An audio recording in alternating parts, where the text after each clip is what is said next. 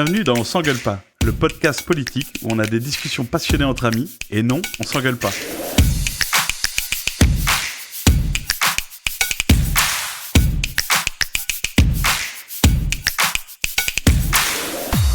Et bonjour tout le monde. Et bonjour, Poulpe. Salut Paul. Bonjour Laurent, bonjour Laurent. Pej. Parce que moi je dis Pej, Yes. même si Laurent il t'appellera Mathieu. Comment ça va? Bonjour, c'est le premier épisode de la saison 2025-2026. Saison 2.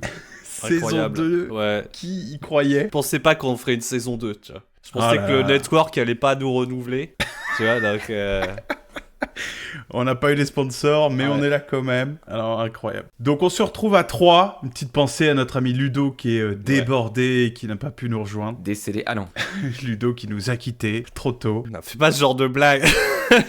Il ne pouvait pas être là ce soir, c'est tout. Bon, mais on s'est dit qu'on allait justement essayer de refaire un petit peu quelques épisodes avec peut-être une envie un peu différente. L'objectif, c'est donc de continuer de discuter, continuer de débattre tous ensemble. Sauf que avant, on se mettait d'accord sur de quoi on allait parler et comment ça allait se dérouler l'épisode. Aujourd'hui, on a décidé de faire autrement et chacun notre tour, on va apporter un sujet sur la table et les autres devront un petit peu suivre le déroulé que la personne a prévu sans forcément savoir exactement de quoi on va parler avant. Ouais, là c'est Poulpe qui va nous présenter son sujet. Enfin, le sujet, on le savait à l'avance. Mais C'est ça. on sait pas exactement de quoi il veut parler. Et j'ai préparé un petit diapo. C'est fou ce qui se passe, il y a un vrai PowerPoint devant moi là. En fait, tu veux être juste un maître de jeu, quoi. Tu veux être maître du donjon, mais dans le podcast, quoi. Écoute, je me suis dit ça serait plus simple pour suivre. Je vous propose le sujet du tourisme avec le sous-titre « Privilège social ou acquis social ». Tintin. Je m'attendais pas à ça, et du coup je suis curieux. Eh ben allons-y alors. Alors, est-ce qu'on se représente Oh bah oui. Poulpe, homme blanc, cis, fonctionnaire de l'État français, actuellement enseignant en collège, âgé de plus de 35 ans. Bah moi c'est Laurent, pareil, homme blanc de classe moyenne, artiste auteur de profession, voilà, et puis 37 ans, il y a pas si longtemps que ça. Donc moi, c'est Pej ou Mathieu, ça dépend des jours, ça dépend des gens. J'ai aussi 36 ans. Ah, c'est fou, hein, on est tous vraiment dans un mouchoir de poche. Ouais. Hein. Eh, Je suis informaticien et anarchiste à mes heures. On peut peut-être préciser qu'on se connaît depuis extrêmement longtemps, ça remonte au lycée, voilà. Ouais. ouais, on va fêter nos 20 ans. Hein. Et oui, la coalition du groupe, c'est les manifs contre le CPE, c'est la mobilisation contre le CPE. Bon, voilà, très bien. Alors, pourquoi est-ce que j'ai choisi de parler du tourisme ? Je me suis surpris à penser que j'avais pas voyagé cet été. Puisque l'été dernier, j'avais fait un immense road trip à travers toute la France, l'Allemagne. Et après m'être dit, putain, cet été, j'ai pas voyagé. Sauf que quand même, je viens de passer 2 mois dans ma maison de campagne qui est à 400 km de là où j'habite et là où je travaille. Et que dans ces 2 mois, j'ai même été voir la maison en bord de mer chez un pote. Que finalement, en février, j'ai même été jusqu'à l'île de la Réunion. Donc, en fait, j'ai beaucoup voyagé et j'ai beaucoup fait le touriste, mais j'avais pas l'impression d'avoir voyagé. Donc ça m'a marqué et ça m'a mis un petit peu face à ce que j'imagine être le tourisme et tout ça, donc j'avais envie d'en parler. Vous voyez un petit peu la On genèse. voit la genèse. Ouais. Et je me suis dit, le tourisme en plus, donc intéressant parce que un petit peu culpabilité de militant de gauche quand même, en ce Ah qui me bah, concerne. Ah, c'est un sujet de culpabilité, ouais, je pense, pour pas mal de gens Tu vois. à gauche. C'est un gros sujet de contradiction. Enfin, moi, je sais que ça revient souvent, quoi. Ouais. Ah, je suis venu. Et cette fois, j'ai pris l'avion. Je me sens mal, mais une fois tous les 2 ans, je le fais quand même. Parce que là, les 30 heures de bus. Ouais. Pour 120 balles, alors qu'un Ryanair, ça me durait 1h30 et ça c'est fait ça. 30 balles. C'est Ça coûte cher d'être écolo. Ouais. Il y a les 2 trucs en plus, c'est-à-dire qu'il y a la culpabilité écologie et il y a la culpabilité sociale. Ah oui, c'est vrai. Tu vois, tourisme colonial, tourisme, enfin voilà. Je trouvais ça intéressant. Je me dis, j'ai hâte. Et surtout, je voulais prendre le temps de faire la différence entre tourisme et voyage avant qu'on se lance dedans. Parce que pour moi, vous deux, en particulier, vous êtes des voyageurs par mon prisme. En fait, si tu te compares, y a toujours plus touristes que toi et moins touristes que toi, quoi. Il y a des gens, ils bougent pas de chez eux, donc toi, tu bouges un peu de chez toi, donc déjà, t'es un peu plus touriste qu'eux. Puis il y a des gens, ils font des voyages de fous, des tours du monde et tout, machin, et tu seras jamais autant un touriste qu'eux, tu vois. C'est vraiment relatif, quoi. Je vais contredire mon moi d'il y a 15 ans énormément. Ah. Et je pense que c'est une connerie la différence entre touriste et voyageur. C'est vraiment histoire de se sentir mieux. Ah, En fait, tout c'est pareil. C'est vraiment la même chose. Et j'ai été dedans à fond. Non, mais moi je suis pas un touriste. Ouais. Touriste, c'est péjoratif. ouais. Ouais. Touriste, c'est péjoratif. Et si on veut aller plus loin, c'est peut-être même classiste. Oh. C'est dégradant, c'est la meute de moutons qui savent pas où ils vont. Moi, je suis quelqu'un bien au-dessus de ça. Moi, je suis un voyageur. Ouais. Je fais la même chose, mais je dis que c'est pas pareil. Et en fait, je pense que c'est du leurre. Et je pense que c'est un truc qui permet aussi, d'ailleurs, de vendre tout ce qui est voyage alternatif, hors des sentiers battus, pour les gens qui veulent vraiment rencontrer les locaux et tout. Et moi, j'ai essayé de vraiment rencontrer les locaux, j'ai vraiment rencontré les locaux, mais je pense que tout ça, c'est un peu de la poudre aux yeux. Qu'en fait, on est tous des touristes et qu'on cherche à s'acheter une conscience en disant non, mais je suis un voyageur. Et je peux vous dire que j'ai été le premier à le faire. Ah, Ouais. c'est intéressant, c'est intéressant. Quand je vous imagine en train de voyager, c'est plutôt sur un temps long, où vous allez habiter sur place parfois. Laurent, tu l'as fait à plusieurs reprises. Pej, toi aussi, tu as même construit des vies à certains endroits. Donc c'est vrai que c'est différent du tourisme s'entasser sur les plages ou aller faire du camping 15 jours, quoi. Ouais, ou du voyage organisé, tout frais payé, Ouais. mais je rejoins assez Mathieu. Pour moi, tout ça, ça fait partie du spectre du tourisme. Parce que moi, en voyageant, je me suis rendu compte que à quel point j'étais privilégié, quoi. J'avais beau faire plein de soi-disant voyages alternatifs et tout, stop et tout, bah en fait, je surfais sur mes privilèges d'être un mec blanc, avec une carte de crédit, européen, français. Ça t'ouvre tellement de portes, ça, déjà. Il y a un site sur internet qui te permet de voir, selon ton passeport, où t'as le droit d'aller. Alors j'ai la stat devant moi, puisque j'ai été sur ce site, j'ai vu le classement. On a baissé, vous savez que la France, on a baissé. On était top 2, on est passé top 3 Waouh. en termes de Ah, parce que puissance de passeport. Top 1, c'est la Suède. Ah non, La Suisse? non, vous l'aurez pas, je pense. Ça. Canada.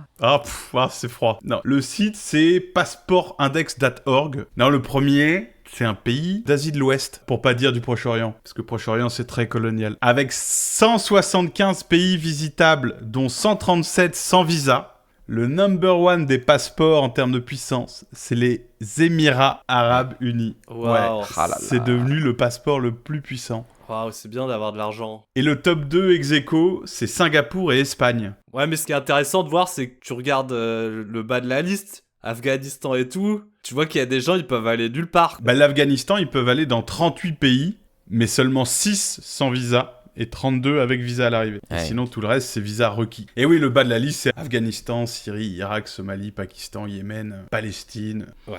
Très Bon. bien, voilà. Donc la puissance des passeports, nous, on a un passeport très puissant, on peut voyager. Mais, malgré tout ça, peut-être qu'il faudrait rappeler l'origine du tourisme. Bon, alors c'est vague, hein. On peut dire il y a des hôtels, éventuellement des ruines d'hôtels qui ont été trouvées en Crète il y a 1500 ans, etc. Mais outre tout ça, si on prend déjà le mot, ça vient de tour, et l'anglais pour le Grand Tour, qui était une activité qu'en fait les nobles, enfin les aristocrates et ensuite les bourgeois entreprenaient. C'est un peu les voyages formés à la jeunesse, ça vient de ça, quoi. C'est-à-dire que les aristocrates allaient en Europe, principalement en Italie, depuis l'Angleterre, mais aussi c'est arrivé depuis la France, l'Allemagne, les Pays-Bas, pendant quelques mois, voire quelques années, des fois avec un chaperon, pour connaître le monde en fait. C'est extrêmement marrant parce que c'est la même chose que ce qu'on fait aujourd'hui. Les gens qui font des interrail aujourd'hui quand ils ont 20 ans, c'est la même idée quoi. C'est-à-dire que par exemple aller à Rome pour regarder les bâtiments qui viendraient de cette époque bénie de l'Antiquité, et au final il se développe une espèce de culture où en fait tout le monde va aux mêmes endroits. C'est-à-dire que tu as l'impression que l'idée c'est d'aller se former, d'aller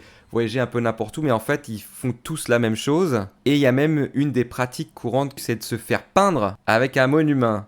Et oui. donc le fait de prendre un interrail et d'aller autour de l'Europe et de prendre un selfie avec le Colisée, et bah ça a 300 ans quoi. Alors, c'est quoi que t'appelles Interrail? Tu payes genre 400 balles et tu peux te balader partout en Europe en train pendant 2 semaines. À la base, c'est des voyages d'éducation pour les jeunes aristos. L'idée, c'est d'aller de cours en cours, d'aller dans les différentes universités, d'apprendre différentes langues, d'apprendre les différentes mœurs, t'apprends aussi la chasse, l'escrime, et c'est payé par les parents, évidemment. Et les gens qui avaient voyagé, ils écrivaient leurs recommandations dans un petit livre qui se passait ensuite de proche en proche. Tu te guides du routard.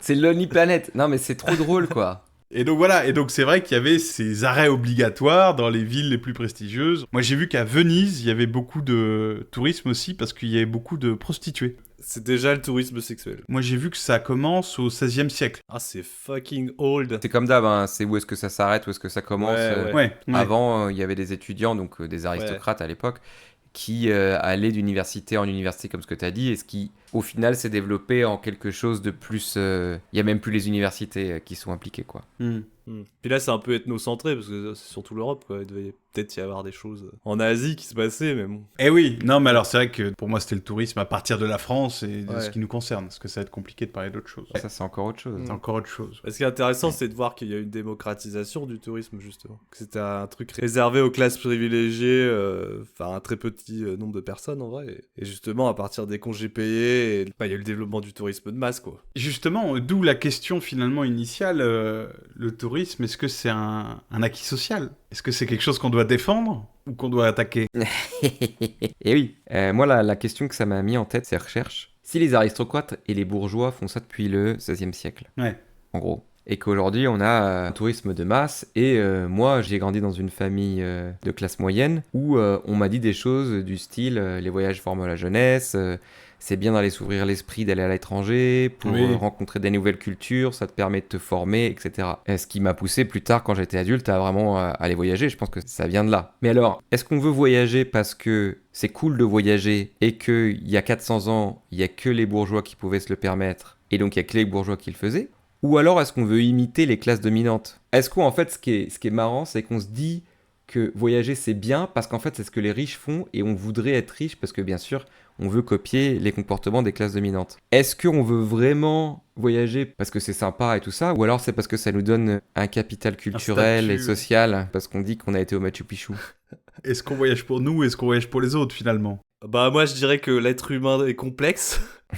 Bah je dirais qu'il y a les deux. Quand tu voyages et tout, t'as évidemment les sensations de changement d'air, d'ouverture à l'extérieur, de trucs que t'as jamais vu, que t'aurais jamais vu si t'étais resté chez toi. T'as évidemment tous ces trucs-là qui déclenchent des choses en toi. Et tu as aussi le côté, bah c'est bien pour s'afficher, c'est bien pour se la péter, c'est bien pour avoir des histoires à raconter après. Enfin, il y a un côté social évident, mais je pense que t'as un côté personnel aussi. C'est un peu mou comme réponse, je vous l'accorde. Bah, c'est quand même mieux vu de voyager que de pas voyager. Pour le coup, moi qui n'aime pas trop les voyages et qui ai tendance à dire aux gens, j'aime pas trop voyager. Tout le monde me regarde, oh, bah, ah bon, quand même. Dans la norme sociale, t'es censé kiffer ça, ouais, je suis assez d'accord. Et je pense que les gens qui aiment pas trop voyager se sentent un peu exclus parce que la norme sociale, c'est pas ça, ouais, je suis d'accord. On parle de voyage et pas de tourisme, et donc on revient au même truc, c'est-à-dire que moi, j'ai été en pirogue sur l'Amazone, j'ai appris des mots de dialecte local, tu comprends, les gens là-bas, ils vivent avec d'autres moyens, c'est une autre culture, on pourrait tellement apprendre d'eux. Ils ont rien, ils donnent tout, hein. Ah, vraiment. Ça, c'est... Moi, je suis allé dormir chez l'habitant, donc tu vois, il n'y a pas de transactions financières, et ce qui fait que la rencontre est vachement plus authentique. En fait, c'est comme ça que tu apprends vraiment à connaître les gens, tu vois, parce que connaître une culture. Hein, c'est quelqu'un qui t'accueille chez toi. C'est pas comme si t'allais payer un hôtel et tout. Et, c'est un vrai échange. Et je le dis et je me fais rire parce que je l'ai fait, tu vois. Ouais, mais moi aussi. Et j'ai pu avoir ce discours. Et en fait, c'est une autre forme de tourisme, mais c'en était aussi. Ouais. Je sais pas, en même temps, j'ai pas envie de juger, tu vois, non plus, les gens qui font ça, mais... Ah, mais je pense qu'il va falloir juger, hein. On est quand même dans une position d'occidentaux hyper privilégiés. Enfin, ces trucs-là, c'est pas accessible pour la majorité des habitants sur Terre. Exactement. Check your privilege et arrête, quoi. Parce qu'avant 1936, tous les ouvriers, soit ils travaillent, soit ils gagnent un salaire, soit ils travaillent pas et gagnent pas de salaire. Après les grèves de printemps de 1936, les accords de Matignon permettent 2 semaines de congés payés. En 56, ça passe à 3 semaines, en 69, 4 semaines, et en 82, 5 semaines, comme on a actuellement. D'ailleurs, ils ont parlé d'en enlever 1 semaine. Ouais. Et donc, à partir de ces années-là, vu que tout le monde a du temps et est quand même payé, on rentre dans ce qu'on va appeler le tourisme de masse, avec les gens qui vont à la plage l'été et à la montagne l'hiver. Donc l'apparition de stations de ski faites pour accueillir plein de gens, des plages bondées, et des clubs med, des... je sais pas, faut citer 3 autres marques de... Le club Mickey, voilà. si tu veux. Club Med. Non, mais les parcs d'attractions, les campings, je veux dire, les campings, c'est quelque chose. Et avant, j'ai l'impression que voilà, ce qui était stylé, c'est de passer ses vacances au camping, c'est machin, tout ça. Là où maintenant c'est un peu plus beauf, et il vaut mieux partir découvrir une culture exotique. Bah, c'est Bourdieu, c'est la distinction. Il y a toute une histoire de faut se distinguer des classes inférieures aux tiennes, machin, qui font le camping et tout. Et donc toi, non, tu fais pas ce truc de beauf, toi, tu vas dans la destination exotique et tout, blablabla, quoi. C'est ce que Pêche disait. C'est du tourisme comme les aristocrates, c'est du tourisme pour afficher son statut social. Oublie pas que ça. Bah C'est une simplification aussi. Eh oui. Mais pourquoi on fait pas du camping? Pourquoi on Oh, fait moi, je fais plus du camping. Non. Bah c'est on est prisonnier de notre classe sociale, enfin tu vois, on peut pas tout déconstruire. Puis même, pourquoi je me déconstruirais et que j'irais au camping au milieu des prolos? Je sais pas. Si j'ai connu ce que je considère mieux, bah je vais faire mieux, enfin Voilà. Je sais pas, moi ça me dérange, tu vois. Mais moi honnêtement, j'ai vraiment pensé à tout ça quand je suis parti à La Réunion en février. Mhm. Et un des premiers trucs que j'ai checké, C'était privilège. du coup, c'est pour voir mon petit frère qui vit là-bas. Mais non, mais j'ai vérifié déjà l'histoire, parce que je connaissais pas du tout l'histoire de La Réunion. Et j'ai appris par exemple qu'il n'y avait pas de peuple autochtone à La Réunion. C'était une île déserte sur laquelle on a ramené des esclaves pour faire des cultures. Contrairement aux autres territoires de l'Empire colonial français, type Antilles, Nouvelle-Calédonie, où là on a asservi des peuples sur place. Et du coup, je me suis fait quand même toute cette réflexion de me dire, mais est-ce que c'est bien de profiter de ce pouvoir-là, quoi? Alors, je vais juste mettre un petit errata pour le truc, parce que les Antilles, alors je connais pas pour la Nouvelle-Calédonie, mais aux Antilles, dans toutes les Caraïbes, les populations locales ont été exterminées, et ensuite, on a ramené les esclaves, qui sont aujourd'hui les gens qui habitent dans les Antilles, c'est les descendants des esclaves. On a exterminé complètement les populations Complètement, oui. C'est-à-dire que c'est comme la Réunion, sauf qu'avant, on a fait le génocide, D'accord. et ensuite, il n'y avait plus personne pour bosser, du coup, on leur a ramené des esclaves. Ah ouais. Ah oui. c'est hardcore. Mais donc voilà, tu vois, justement, est-ce que participer à l'industrie du tourisme, c'est pas participer à ça, quoi? Moi, je trouve ça un peu facile de dire, ah ben non, mais moi, si je préfère, je le fais parce que je peux. Enfin, il y a quand même plein de trucs qu'on pourrait faire et qu'on fait pas, Laurent. Ouais, mais il y a plein de trucs qu'on fait qu'on pourrait pas faire non plus. C'est-à-dire qu'on est encore une fois en train de tirer les lignes de bah ouais, mais tu vas au supermarché, tu soutiens L'agro-business. l'économie capitaliste, l'agro-business, tout ce que tu veux. C'est ce que Ouais. je veux dire. Mais On peut le faire avec tout, hein. Tu vas au resto, les conditions de travail dans l'hôtellerie, c'est de la merde, hein. Donc, oui. ça fait aussi partie du truc, quoi. Il y a des gens, ils vont commander sur Amazon. Moi, c'est ma ligne rouge. Mais c'est vachement arbitraire, quoi. Je regarde des films sur Netflix. On pourrait dire que Netflix, c'est la ligne rouge et que c'est aussi des salauds de capitalistes qui, probablement, foutent la planète à l'envers, hein. Il me semble que quelqu'un de l'autre côté de ce micro utilise beaucoup de ChatGPT en ce moment. L'éthique de ChatGPT. Qu'est-ce qui est le pire, quoi? Ouais. Je trouve que c'est bien de se poser la question. C'est bien de se poser la question. Mais ouais, mais le truc c'est que nous, classe moyenne et même prolo, tu vois, on consomme bien plus bas que les 10% les plus riches, quoi. Notre empreinte carbone est vachement plus basse que les 10% les plus riches. Et c'est eux qui voyagent et qui utilisent l'avion et tout le bordel, tu vois. Ouais, mais ça, j'aime pas cet argument. Tant qu'il y a pire, J'aime on pas peut du le tout cet faire. argument. C'est ça que tu dis? Voilà. Non, ce que C'est je veux ça. dire, c'est qu'on n'a pas tant à culpabiliser de ce qu'on fait. Puis c'est pas nos choix personnels, encore une fois, qui vont résoudre le problème. Tant que les 10% en tête se remettent pas en question. Ouais, mais ça va qu'un temps, quoi. Et pourtant, je suis d'accord avec l'analyse. Par exemple, en termes d'impact écologique, c'est vrai que les riches sont beaucoup, beaucoup plus impactés. Il faut pas du tout l'oublier. Et quand on dit qu'il faut interdire les pailles en plastique et les sacs en plastique, mais qu'il n'y a pas du tout de normes pour l'industrie pétrochimique, bon, c'est un peu du foutage de gueule en règle, quoi. D'ailleurs, vous savez que c'est l'industrie pétrochimique qui a inventé le terme et la notion d'empreinte carbone pour pouvoir justement mettre la responsabilité du dérèglement climatique sur les individus plutôt que d'attaquer le système. C'est BP, il me semble, qui a introduit cette notion. Okay. Excellent. Juste pour savoir à quel point on se fait avoir. Mais, d'un autre côté, je trouve que c'est toujours un peu facile de dire... Ah bah non, du coup, je m'en fous, tu vois. Du coup, j'achète tout sur Amazon, je vais faire du tourisme aux Barbades, je prends l'avion, j'en ai rien à foutre, parce que de toute façon, Taylor Swift fait bien pire, donc... Tu vois, il y a quand même un 2 poids 2 mesures, quoi. Ça veut pas dire que tout d'un coup, on peut faire n'importe quoi. Enfin, on peut faire n'importe quoi, mais de rien réfléchir sous prétexte que les riches font pire. Et les riches font pire, bien sûr. Non, bien sûr, mais c'est bien d'y penser un peu. C'est bien de penser au truc qui vraiment explose la facture carbone, genre l'avion, ouais. Après, je trouve faut pas aller dans les détails, tu vois. Concentrons-nous sur les gros trucs, quoi. C'est un peu ça, moi, j'ai envie de dire. Ouais, mais ça, c'est là où on n'est pas d'accord sur plein de choses. Mais, parce qu'il y a tout le niveau écologique, mais c'est pareil, c'est vrai qu'au niveau social, il y a 3 ans, j'ai fait 10 mois en Amérique du Sud, Amérique centrale et Amérique du Nord. Et on s'était posé ces questions, hein. On est dedans, quoi. C'est-à-dire que je vois pas comment on fait ça, en fait, sans perpétuer ces logiques domination du Nord et des anciens empires coloniaux et de l'Occident qui a beaucoup d'argent, quoi. Et les pays du Nord, je parle du Nord économique. Mais je dois dire, je kiffe voyager. Ouais. J'essaie de pas prendre l'avion. Et en fait, je trouve aussi, d'ailleurs, dans tous ces trucs de classe moyenne il faut aller voir d'autres cultures pour les comprendre et tout ça, c'est pas non plus complètement infondé. Oui. C'est-à-dire que j'ai l'impression quand même, en ayant voyagé, d'avoir compris plein de trucs que j'aurais pas compris si j'étais pas parti, d'avoir rencontré d'autres gens, d'avoir rencontré d'autres cultures et de pouvoir mettre des choses plus en perspective parce que ta culture, comme les systèmes de domination, quand t'es dedans, tu les vois pas. Et du coup, de sortir et de voir d'un autre œil, après, à quel point tu peux sortir de tes propres concepts et de tes propres perspectives, c'est une question, mais j'ai l'impression que quand même, ça m'a apporté des choses dans ce sens-là. Est-ce que ça m'apporte juste le fait d'avoir un statut social plus élevé ? Je sais pas. Mais j'ai l'impression que malgré tout, l'idée de base, elle est pas forcément con. C'est comme le tourisme de masse. Mais le tourisme de masse nique toujours des endroits, t'as plus envie d'y aller, mais t'y vas, tu te dis, tu comprends pourquoi il y a du tourisme de masse, quoi.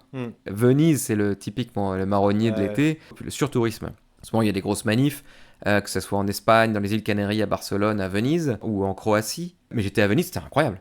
Ouais. C'est génial. Moi, j'ai détesté. Tu vois ?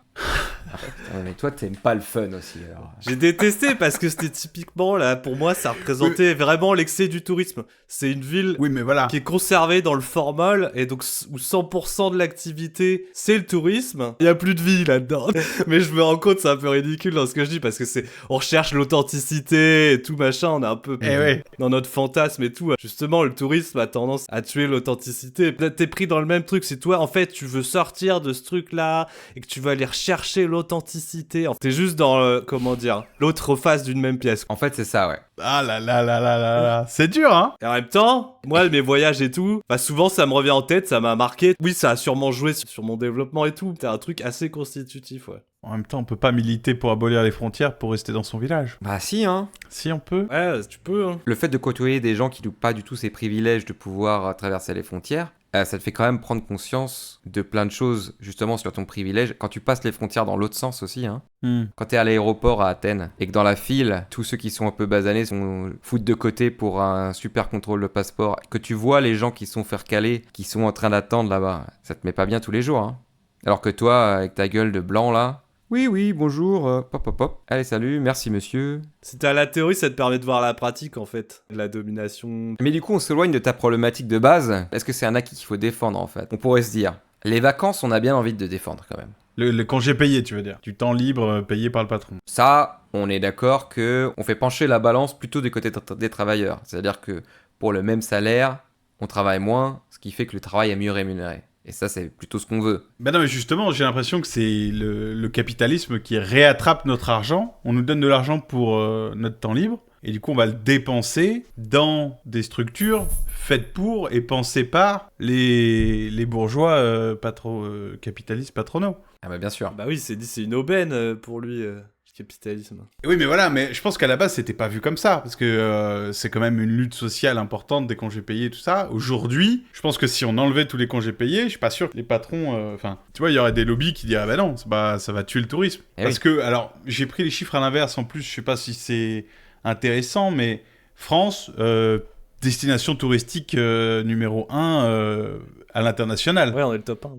Ouais, bien sûr. 100 millions d'arrivées internationales en 2024, ça représente 71 milliards d'euros qui rentrent. Je parle pas du tourisme national interne. Pour un investissement, donc 71 milliards, pour un investissement de 18,6 milliards. C'est rentable. Après source atout-france. À la pompe Afrique, quoi. Presque quadruplé l'investissement. C'est le tourisme international, du coup, c'est pas les congés payés français. C'est les étrangers qui viennent en France. Mais c'est beaucoup plus compliqué à compter, en fait, en interne. Et oui. C'est pour ça que tous les chiffres sont à l'international, parce que ça revient sur ce que tu disais au tout début, Poul. C'est que si tu vas dans ta maison de vacances pendant 2 semaines, pendant tes vacances, est-ce que c'est du tourisme ou non ? Est-ce qu'on compte ou pas, quoi ? À quel moment on compte que c'est du tourisme ? Est-ce que tu vas voir ton oncle et que tu vas pioter chez lui 3 jours ? Est-ce que tu... Eh oui. Tu vois ? Et qu'est-ce qui est vraiment du tourisme ? Parce qu'après, t'as tout ce qui est voyage d'affaires... Enfin, les gens se bougent pour plein de choses, quoi. Donc tu peux pas non plus écouter, par exemple, les nuits d'hôtel, parce qu'il y a plein de gens qui sont à l'hôtel pour le boulot. Donc ça commence à être très compliqué de compter quoi que ce soit, quoi. Mais c'est vrai que moi, ça m'a fait penser, parce que c'était un truc que j'avais découvert c'était un argument que j'avais découvert sur la chasse, pour dire que la chasse, c'est un acquis, c'est un acquis social, puisqu'avant, c'était réservé à la royauté, puis maintenant, le peuple a le droit de chasser.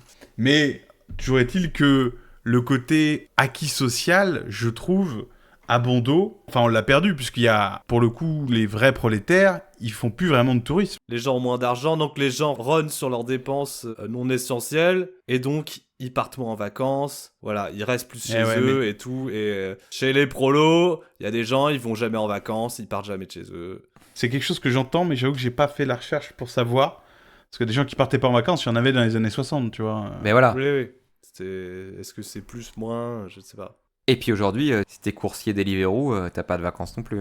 Parce qu'il faut changer le schéma aussi. C'est qui les prolétaires aujourd'hui, quoi? Tu vois les prolétaires, on voit les masses d'usines et tout ça, mais en 2025, à quoi ça ressemble les classes populaires? Les coursiers Deliveroo ou bosser à l'entrepôt Amazon? Dans les livreurs, il y a tout le problème de l'auto-entrepreneuriat et de l'ubérisation de la société, qui fait que tu es juste un sous-traitant, et donc t'as plus de congés payés puisque c'est toi le patron et que... Donc là, t'as perdu ton acquis social. Mais en plus, je suis pas d'accord avec toi parce que j'ai l'impression que remettre en cause les congés payés comme acquis social, ça me paraît très bizarre. Là, ce qu'on est en train de parler, c'est qu'on remet en cause le fait que le tourisme soit quelque chose de bénéfique qu'il faudrait valoriser, quoi.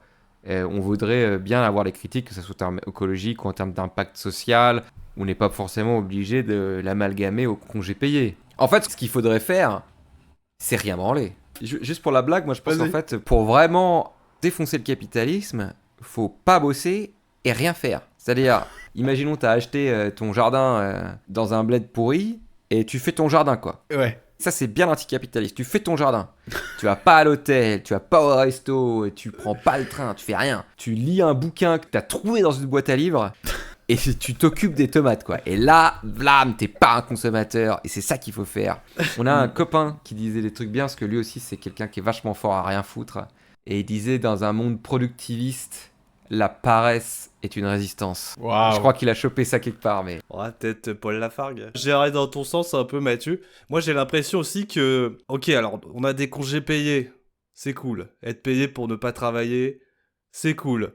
Mais du coup, ça a développé cette industrie du tourisme. Et le truc, c'est que je pense, c'est qu'il n'y a pas assez de congés, en fait. Ah! C'est juste parce qu'on a 5 semaines et donc il faut, dans une logique très capitaliste, rentabiliser ces congés, tu vois. Il faut pas que tu aies passé tout ce temps à trimer si t'as pas à la fin une expérience extraordinaire en allant dans une destination extraordinaire. Parce que si t'avais genre la moitié de l'année de congé, peut-être les gens, ils voyageraient moins au final parce qu'ils se diraient pas faut à tout prix que j'aille ailleurs, genre m'exploser la tête avec des nouveautés. Peut-être qu'ils se rendraient compte qu'il y a plein de trucs à faire à côté de chez eux, qu'ils regardent même pas, qu'ils ignorent, tu vois, parce qu'ils ont juste pas le temps, ils ont la tête dans le guidon. Alors, je voudrais juste mettre un bémol ce que tu racontes parce que j'ai l'impression qu'en fait, le fait d'aller voir le voyage, le tourisme comme avoir des expériences extraordinaires et faire plein de trucs, c'est aussi un truc un peu de privilégié. C'est-à-dire que les gens qui bossent vraiment beaucoup, ils ont juste envie de se foutre à la plage et de rien branler parce qu'ils sont crevés, quoi.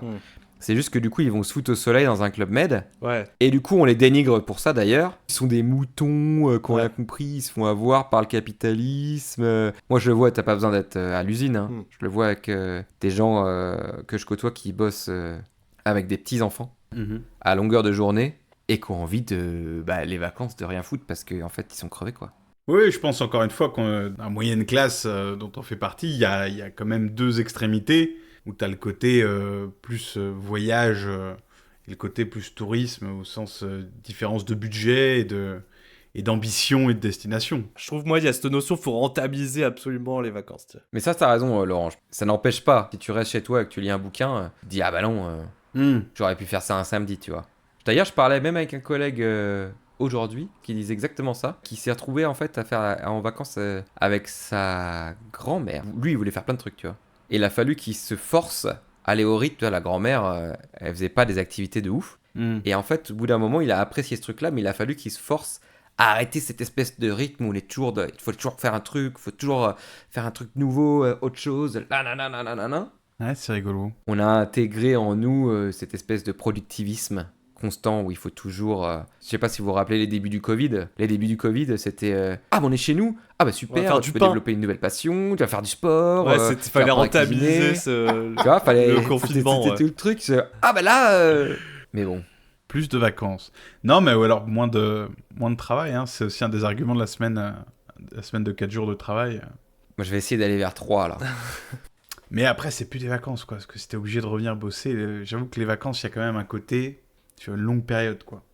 D'ailleurs, je lisais un truc. Alors là, par contre, zéro fact-checking. Je rebalance ça comme si c'était une vérité. Comme quoi, il te faut 3 jours pour déconnecter vraiment Ah ouais. de ta routine. Et qu'en fait, même 3 jours avant de recommencer, tu te remets déjà à penser ça. Donc en fait, si tu fais des vacances de moins d'une semaine, tu te déconnectes pas vraiment. C'est juste que les gens prennent pas l'habitude de déconnecter au boulot. Je vais revenir sur ma critique de ta problématique. Ouais. C'est comment que tu disais? Privilège social ou acquis social? Bah, Les deux. Les deux, eh Mais oui. l'acquis social, c'est pas le tourisme. Ah, L'acquis social, c'est les congés payés. c'est le temps payé, ouais. C'est le temps. Oui, c'est ça là qui. Et après, il y a la récupération capitaliste de ça, qui est très fort pour phagocyter tout. En même temps, c'est cool de voyager. Il y a un concept d'un sociologue allemand J'adore les sociologues allemands. qui s'appelle Hartmut Rosa, le concept de résonance. Bah, la résonance, c'est typiquement le. Si ça parle de cailloux, je m'en vais. Hein. Non, c'est. Non, c'est typiquement le, tu sais, le moment d'épiphanie, un peu le truc où tu te sens vivant. T'as un moment de félicité. Et c'est rare, tu vois. Mais par Ah ouais. définition, ça ne se provoque pas. C'est quelque chose qui peut survenir vraiment à tout moment. Tu ne t'y attends pas. Mais comme c'est rare et que c'est pas un truc que tu peux obtenir comme ça facilement avec de l'argent, on va dire le tourisme, c'est quand même une espèce de capture de ce moment de résonance. On cherche à provoquer ça, mais tout en étant dans la contradiction parce que ça se commande pas, quoi. Un facilitateur Ouais. de félicité. C'est aussi lui qui a beaucoup parlé de ce concept d'accélération. Il définit l'accélération comme qui était avant le présent est différent du présent, et ce qui sera après le présent sera différent du présent. Je sais pas si c'est clair. Attends, j'ai rien compris. Ce que tu as dit, c'était qu'avant le présent, c'est différent du présent, et après, c'est différent du présent. En fait, ce qui n'est pas le présent n'est pas le présent, tu viens de me dire. Donc c'est Welcome to the Tautology Club, quoi. Non, on va résumer ça en mode avant, les gens étaient fermiers parce que leurs parents étaient fermiers avant. et leurs grands-parents ils étaient fermiers et probablement que leurs enfants seront fermiers. On est dans cette espèce de continuité. Et maintenant c'est ah bah moi je suis cadre dans une boîte et tout, mais mes parents ils étaient fermiers, mais mon gosse je sais pas, il sera peut-être artiste ou tu vois. Enfin tu sais, il y a aucune certitude en fait dans ce qui va se passer après, parce que tout s'est accéléré en fait. Pendant des siècles, on a été fermier, et puis d'un coup, ça change, et tout le monde change de carrière, et tout. Du coup, ça ne favorise pas la résonance, parce qu'il y a toujours un truc de « je laisse un passé qui est différent du présent, et je vais vers un futur qui sera différent du présent ». Il n'y a aucun moment où on peut avoir cette espèce de reconnexion avec le monde qui nous entoure, en fait. Ce truc de tourisme, de voyage, pareil, ils promeuvent la déconnexion maintenant, tu vois. Et ça s'intègre encore avec toute cette logique d'accélération qui est bien sûr provoquée par le capitalisme. Les vacances sont maintenant vendues sur ce thème-là de, voilà, la déconnexion, le ralentissement, tout va vite, et là, du coup, vous allez pouvoir vous poser, vous reposer, quoi. Je veux dire, c'est circulaire, quoi. C'est le capitalisme qui accélère tout, et après, on nous offre l'espèce de remède à ça, qui est aussi dans le capitalisme. Oui, c'est-à-dire, bosse plus, et du coup, t'es en vacances, il faut que tu te reposes. On te connecte, et du coup, on te propose de te déconnecter. Enfin, oui, ils proposent toujours le poison et l'antidote ensuite. C'est ça. Et les deux sont payants. Les deux sont payés. On se fait du fric avec les deux. Et oui. Et oui. C'est-à-dire, ouais. Ah, bah écoutez, j'ai l'impression qu'on va pas parler du volontourisme. On n'est pas du tout parti là-dessus. Je sais pas ce que c'est. Le volontourisme, c'est quand tu vas en Afrique pour construire des écoles. Ah ouais. Mais t'es inefficace, quoi, je pense. Au-delà de ça, il y a deux choses. Déjà, c'est qu'en général, tu payes pour participer à ce genre de truc. Donc, tu vas dépenser 2000 balles pour aller dans une association, un truc qui va construire une école. Pour le coup, c'est issu d'une pratique très coloniale, avec les missionnaires qui étaient envoyés dans les pays sauvages pour apporter la chrétienté. Un des moyens de faire, c'était justement de rendre service à la communauté, donc qui les soignait, et en rentrant comme ça dans la communauté des gens, eh ben, il les convertissait à la religion. Ok. Et moi j'y pense que j'ai une cousine qui l'a fait, là, qui a été au Tchad pendant 2 mois pour aller aider les populations locales à faire je sais plus quoi, à construire des puits ou peu importe. Et il y a toute une culture de se poster des photos de toi en train d'aider, en train de laver un petit enfant noir, ou... Tu vois, enfin, il y a tout ce truc un petit peu du blanc qui vient aider. Ça me fout extrêmement mal à l'aise, moi. Oui, mais justement, c'est vendu comme... C'est pas du tourisme de masse, tu vois. Et oui. C'est du tourisme... Tu vas aider les gens. Tu vas aider les gens. Il y a déjà ce sous-entendu de ils peuvent pas s'aider tout seuls. Enfin, moi, Et bien sûr. Waouh. Eh oui. Je suis quand même... Eh oui, bien sûr. Il faut maintenir les relations de domination nord-sud, blanc-non-blanc, riche pas riche. J'écoutais... C'est la charité, quoi. Bah oui. Mais c'est même pire que ça, parce que j'écoutais Emmanuelle Sibeud, historienne, qui faisait une interview sur France Culture à ce propos. Bah, c'est bien, C'est bien, il a écouté un podcast non, mais t'es chaud. sur France Non, mais c'est Culture pour ce J'ai podcast. écouté 3 podcasts Oh, différents putain. pour le... Bref. Mais génial, trop génial, bien. c'est beau, c'est beau. Et donc j'ai... Bref, elle expliquait que donc les Blancs qui vont aider ces populations, ils s'attribuent des compétences qu'ils ne s'attribueraient pas s'ils étaient dans leur pays. Ah, mais bien sûr. Tu vois, soudainement, tout le monde devient charpentier, tout le monde devient fermier. Tu te retrouves, voilà, dans cette position de supériorité totale à tous les niveaux, où tu viens aider ces gens. Et donc, enfin, encore une fois, je pense que ça part d'un bon sentiment. Là, c'est plus capitaliste, ouais, c'est vraiment post-colonial, quoi. Néocolonial, je dirais. Néocolonial. On parlait tout à l'heure du poison et de l'antidote, c'est-à-dire que le système de domination globale hérité du colonialisme fait que ces endroits sont pauvres, Oui, du fait que nous on est riches, et à la place d'adresser les origines du problème, tu vas éponger ce qui déborde et... mais- et via ça, les gens peuvent se sentir super bien. C'est très dépolitisant. Oui, mais tu vois, je pense que le côté comment t'as dit, de félicité dont tu parlais juste oui. avant, Laurent, je me dis, tu dois pouvoir l'avoir là quand même. Les gens cherchent ça, ouais. Et la limite, pour avoir été dans des réseaux de solidarité, etc., la limite entre les deux, elle n'est pas toujours facile à Ben ouais. trouver. Je vais vous mettre un exemple. On est dans des camps de réfugiés en Grèce. Parce que ce que tu m'as dit sur tout le monde s'invente des capacités, d'accord, il n'y a pas de système, les gens sont laissés à l'abandon, entre guillemets. Enfin, le système en Europe, que ce soit en Grèce ou partout ailleurs, laisse quand même les gens bien dans la merde. Donc il y a des gens qui se disent oh bah on va leur filer un coup de main et tout. Ouais. Déjà en ayant réfléchi à ces trucs de solidarité, etc. Attends, on est en Europe, on reste en Europe, on ne va pas construire des puits en Afrique, tu vois, c'est encore un autre délire. Ouais. Mais n'empêche que, bah, du coup, par exemple, un truc qui est vachement recherché, c'est de l'aide légale. Parce que bah, tout le monde est en procès contre l'État pour essayer de faire valoir son droit d'asile, en gros. Et donc, tu peux aller là-bas en ayant, étudié 2 ans de droit et en ayant fait un stage. Et ben là-bas, t'es propulsé avocat, quoi. Tu vois ce que je veux dire? Et ça, c'était un problème aussi qu'on avait...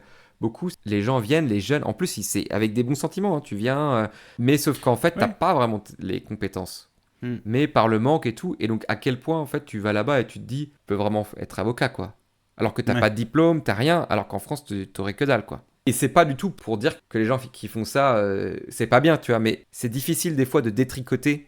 Et ils veulent le faire, et tu veux le faire en ayant déjà la critique de la charité, on veut faire de la solidarité, on veut agir d'égal à égal, sauf que bah, on n'est pas vraiment égal à égal, et donc détricoter tout ça, et c'est pas toujours facile. Hein. Non, après, je pense que la majorité du volontourisme, c'est en général des gens qui vont finir CSP+, et qui font ça dans leur année sabbatique après les études sup pour améliorer leur CV. Alors mais d'accord, mais n'empêche qu'au final, tous les gens, moi je suis un CSP+, Et oui, c'est vrai. tu vois ce que je veux dire? Et oui, c'est vrai, c'est vrai. Alors, ben, j'étais pas au Tchad en train de construire des puits parce que, bah non. Mais en Grèce, c'est quand même pas chez moi. Ouais. Avec des gens qui sont pas blancs, dans des situations de merde. Mais on s'est dit, mais non, on agit. Ah, c'est plus profond que ce que je pensais. C'est toujours facile de prendre... De prendre le truc caricatural en fait, mais ouais. Ouais. Et en plus, le truc caricatural dont on parle, il existe vraiment. Hein. La fille de bonne famille, catho, école privée, 22 ans, j'ai envie d'aider les pauvres Africains et je vais là-bas pour m'occuper des enfants et pose des photos sur Instagram en jouant au foot avec les enfants. Ça existe et c'est là et c'est dégueu. Ça existe. En espérant que ça fasse pas partie des gens de ma famille qui écoutent le podcast, mais... C'est dégueu, t'entends? Tu vois, c'est là. Bonjour Amandine. Mais, encore une fois, après avoir dit « Ouais, nous on fait pas ça Oh, », eh oui. bah... Est-ce que, tu vois Et encore une fois, moi je trouve ça super d'aller aux frontières et d'aller soutenir les gens qui sont dans une merde pas possible. Oui, et puis est-ce que ta présence n'est pas un vrai positif, c'est-à-dire dans le sens où autrement ils seraient vraiment complètement abandonnés dans la merde, et le fait que tu viennes et que t'aides fait que quand même tu améliores quelque part la vie de certaines personnes, quoi, tu vois. Oui, mais est-ce que on serait pas plus efficace à taper sur nos politiques? C'est toujours le truc, tu vois. Oui. Parce qu'au final, on est dans le centre de décision, quoi. En France, en Europe, est-ce qu'il vaut mieux pas aller à Bruxelles, devant le Parlement, devant la Commission européenne, faire des manifs, tu vois, c'est vachement moins glorieux. Mais même au-delà de l'efficacité, je me demande si c'est pas aussi une question entre guillemets de simplicité. Eh oui, Tu vois, ou problème-solution. Oui. c'est ça. C'est vachement bien. Il y a quelqu'un qui a pas à bouffer, on vient là-bas, je bosse dans une cuisine pendant 1 heure, on donne à manger, waouh, j'ai Oui. fait quoi. Oui, il y a le côté immédiat, alors que sinon, faut s'organiser pour aller faire pression, on sait pas si ça va marcher. Enfin, tu vois, c'est. Et après, d'un autre côté, faire de la soupe, c'est aussi ce qu'on fait pour nous. Si on fait une grosse manif contre la loi des retraites et qu'on fait une bouffe commune, on fait pareil. Tu vois, pas besoin d'aller à 1500 km. Non, t'as pas besoin, mais les gens le font en plus. C'est-à-dire qu'il y avait aussi les critiques, pourquoi tu viens en Grèce pour faire ça, on peut le faire en France. Ouais. Après, il y a des gens qui le font en France. Hein. Mhm. Souvent, les gens le font aussi en France, donc il faut faire un petit peu attention. Est-ce que c'est pas mieux de le faire en France? Est-ce que t'es pas plus efficace? C'est-à-dire que tu vas en Grèce, tu connais pas le système légal. Ouais. Tu viens en France, tu le connais mieux. Tu parles pas grec. C'était des critiques, tu vois, du mouvement social en Grèce, de ce truc-là, de tous les étrangers européens du Nord, là, tous les Allemands, les Français, les Anglais, les Espagnols qui débarquent à Athènes pour aider tout le monde, qui parlent pas grec, qui comprennent pas non plus les systèmes déjà en place Déjà existant. en Grèce, tu vois, où des gens sont déjà solidaires, ils sont chez eux, ils ont des méthodes, ils sont implantés, et là tu débarques, t'as de la thune en plus. J'étais dans des organisations où, alors je sais pas qui c'est qu'ils avaient comme contact, mais en étant entre guillemets autogérés, ils arrivaient à lever 100 000 balles parce qu'ils faisaient des levées de fonds en Angleterre. Dès qu'il y a des gens qui soient un petit peu plus aisés, qui activent leur réseau, des réseaux et tout ça, les gens filent, et tu débarques avec 100 000 balles. Et donc tu recrées en plus des strates encore plus grandes. C'est-à-dire que tu as les étrangers du Nord qui sont encore au-dessus des Grecs, Ah ouais. qui sont encore au-dessus des sans-papiers. Mhm. Et hop, on remet tout ça comme ça, quoi. Quand j'étais à un No Border Camp à Thessaloniki en 2016, il y avait un papier, c'est des Allemands qui avaient écrit, qui disait « Sur la route des Balkans », vous vous rappelez 2015, c'est l'été de la migration, il y a 10 ans, où il y avait les frontières étaient semi-ouvertes et tous les gens passaient à travers les Balkans pour rejoindre l'Allemagne depuis la Turquie. Et il disait « Sur la route des Balkans, on parle allemand ». Parce que tous les activistes allemands étaient descendus faire... Et voilà, et c'était là à quel point tu fais du volontarisme. Parce que tu faut aller vite, c'est maintenant, tu vois, il faut faire les choses simples. En ignorant les structures locales, tu y vas, tu parles pas serbo-croate, et tu as ignoré complètement les gens là-bas, et tu reproduis des schémas de domination, même à l'intérieur des mouvements de solidarité. Eh oui. On s'éloigne du sujet. Non, mais écoute, quoi qu'on fasse, de toute façon, on fait partie de la société et on en reproduit les schémas. Donc, charge à nous d'en être conscients et de le faire le plus moralement, éthiquement possible pour nous-mêmes. Faut toujours se poser des questions, quoi. Ouais. Il faut pas que ça te paralyse, moi je dirais quand même. Faut pas que ça te... Voilà, c'est ça. Merci Laurent. Mais d'un autre côté, rien questionner, C'est ça, c'est dangereux aussi. Ouais. faire que de la théorie sans pratique, ça ne mène à rien. Mais faire que de la pratique sans réfléchir, c'est le meilleur moyen de faire des conneries aussi. Enfin, là, on est du piédestal de nos 35 ans en train de critiquer, mais comme on l'a dit au début, à 20 ans, on n'avait pas du tout les mêmes idées et les mêmes compréhensions du monde, et c'est aussi en faisant ces trucs un peu de manière non réfléchie que tu te mets à comprendre aussi les conneries que tu as pu faire avant. C'est pas pour jeter la pierre à qui que ce soit. Hein. On ne jette pas la pierre. On ne jette pas la pierre. Sauf sur les flics. Faut éviter de sombrer dans le cynisme, parce que c'est facile, je trouve. Moi, j'ai beaucoup tendance à le faire et j'essaye de me soigner. Le dire que t'es toujours enfermé dans une logique capitaliste, que tu peux pas vraiment échapper, que t'es toujours dans une logique de domination que tu peux pas échapper, ça peut vite nourrir le fatalisme, le cynisme. Je pense que agir, c'est une bonne manière quand même de... Agir en conscience, comme on vient de le dire. C'est quand même une bonne manière de briser ça, quoi. J'ai réfléchi à un jeu. Ah! Trop bien. Le jeu. J'ai été sur TripAdvisor. J'ai trié les avis par étoile. Donc je lis un avis, une étoile, et vous essayez de deviner quel lieu ça... C'est des lieux touristiques en fait. Ouais, tout est en France. D'accord. Par contre. Je trouve que c'est un peu chauvin. Ouais. Oui, mais vu que c'est de la critique, tu vois, ça va. C'est du c'est chauvinisme bon. déconstruit. Donc le titre, c'était « À fuir, c'est une arnaque ». Donc le commentaire dit « J'ai réservé pour une visite guidée de... la chose qu'on cherche. Prix 240 €. C'était le cadeau de Noël de mes petits-enfants, 7 et 10 ans. Et nous venions tous exprès d'Aix-en-Provence. Première surprise, la visite n'était qu'avec un guide anglophone. Nous ne comprenons pas l'anglais. Deuxième surprise, nous avons bénéficié d'aucun privilège. Et quand même, les privilèges, on aime bien. Bref, pardon. Ouais. Par exemple, coupe-fil. Résultat, 2 heures d'attente, dont 3 quarts perdus à écouter des explications en anglais. Bien sûr, Troisième surprise, au moment de prendre les billets, le dernier étage était fermé. Et bien entendu, le dernier étage a réouvert pendant la visite, mais nous ne pouvions pas y accéder. Horrible. La Tour Eiffel. La Tour Eiffel. Eh oui, Ouais. c'était la Tour Eiffel. Je me suis dit qu'on allait commencer simplement. Ouais. J'hésitais à rédac le dernier étage. Ouais, parce que là, ça le vend. Mais vraiment, une pompe africaine. Donc c'est un nouveau commentaire. Inadmissible. Impossible de la visiter. Ni même l'horloge astronomique, car nous avions un petit chien, pourtant enfermé dans son sac avion. Inadmissible. Je suis catholique, mais ce genre de choses m'exaspère. Le, le- le chien là là. serait-il impur dans la Bible, Oh là. comme dans Ah, ça l'islam? dérape. Waouh. En tout cas, Oh, c'est dérapant. heureusement que dans la région bordelaise, mon petit chien a pu m'accompagner le jour de l'enterrement de ma maman. Mais qu'est-ce qui se Hein passe? Mais c'est qui ces gens? Mais c'est quoi ce commentaire? Ah là, celui-là, je sais pas où tu l'as trouvé celui-là, mais il est goldé. Ah, c'est du Ah. TripAdvisor. Fort. Waouh. Bon, où est-ce qu'il y a une horloge astronomique? En plus, c'est catho, donc c'est une église. Alors, plus Est-ce qu'une que église, Pej, je pense C'est le plus Mont grand. Saint-Michel. Non, C'est où qu'il y a une horloge astronomique Bah, c'est Notre-Dame de de Paris? Paris. non. Mais non, il c'est n'y a pas d'horloge astronomique. on cherche une cathédrale, Ouais, il y en a plein. Reims, Chartres. Rouen, Orléans, Chartres. Ouais. c'est Strasbourg. Strasbourg. Ah, à côté. Ah oui.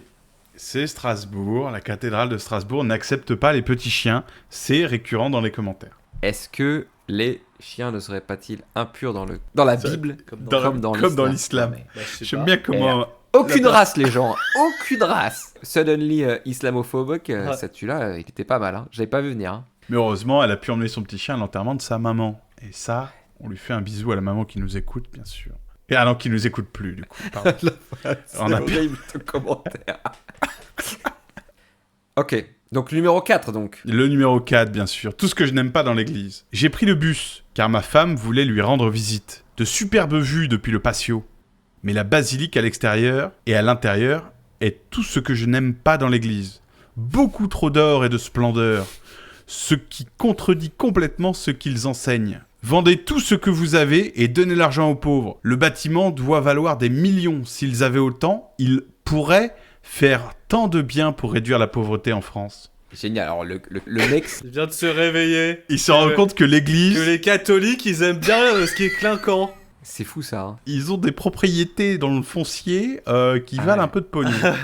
Alors, est-ce qu'on vient de dire que l'église catholique était pas super catholique?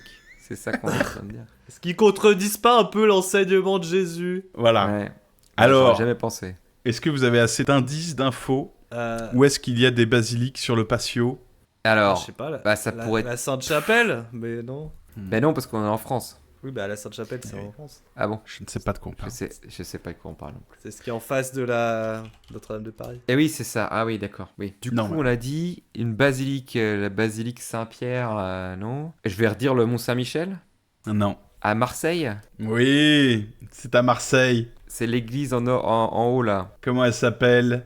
La basilique Notre-Dame de la Garde, pardon. Voilà. Qui est Ah oui, donc c'est trop clinquant, a priori. Moi, j'ai jamais été.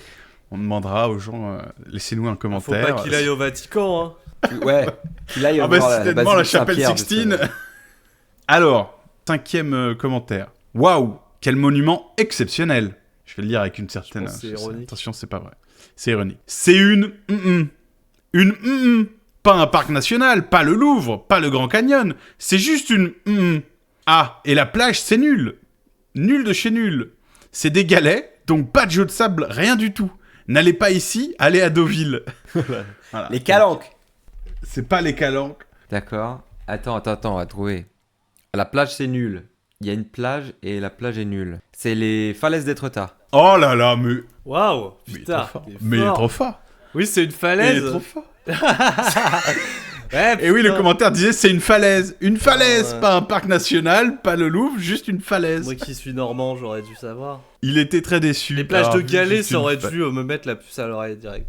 Ah, les plages Ouais, de tu Galets vois. en Normandie, putain. Moi j'adore ça, comme ça putain, personne n'y va, quoi, c'est trop bien. Falaise numéro 2 dans les activités d'Étretat. Moi, je trouve ça fou. C'est quoi le premier? Ouais, parce que il y a autre chose à voir à Étretat que la falaise d'Étretat, ça me paraît. Ouais, c'est bizarre. Je Hein. sais pas. Il y a suspect, peut-être un hein. super resto, hein, je sais pas. C'est peut-être le restaurant des falaises Ouais, c'est d'Étretat. ça, tu vois, c'est peut-être aussi ça, bien. c'est le top, les falaises d'Étretat, quoi. Voyager sans chien pour les ricains. Voilà. Août 2019 en couple. Bonjour. Certes que le mieux doit être respectueux. Je ne sais pas ce que dire cette phrase. Mais de là à interdire les chiens, même portés dans un sac à dos, faut pas abuser non plus. On ne va pas s'amuser à promener notre chien dans les allées pour le faire pisser sur les tombes. On est quand même un peu responsable. On va pas non plus remplir notre chien de C4. Voilà. Faut un peu Ça relativiser s'énerve. l'histoire. Surtout pour la symbolique cette année. Donc au Ah. final, j'ai pu le visiter via Google. Super l'accueillement et notre gratitude à leurs actes passés.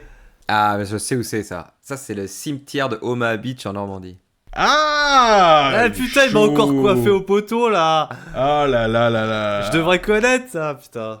Alors c'est pas celui de Omaha Beach, c'est le cimetière américain de Colville-sur-Mer. Ouais. Bon, d'accord. Mais qui, voilà. Qui est un territoire américain en France d'ailleurs.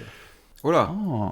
Et oui. Ah oui, Eh on oui, l'a c'est cédé. des sessions faites aux Américains. D'accord. C'est vrai. Et ouais. C'est fou ce jeu.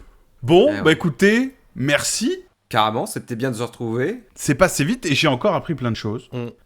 Donc voilà, j'espère que vous aussi vous avez appris plein de choses en nous écoutant. Adresse directe au spectateur. Il a cassé le 4e mur. Ça y est.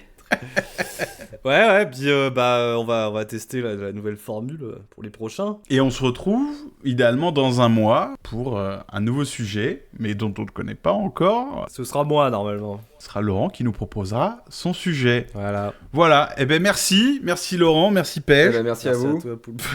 Et puis salut.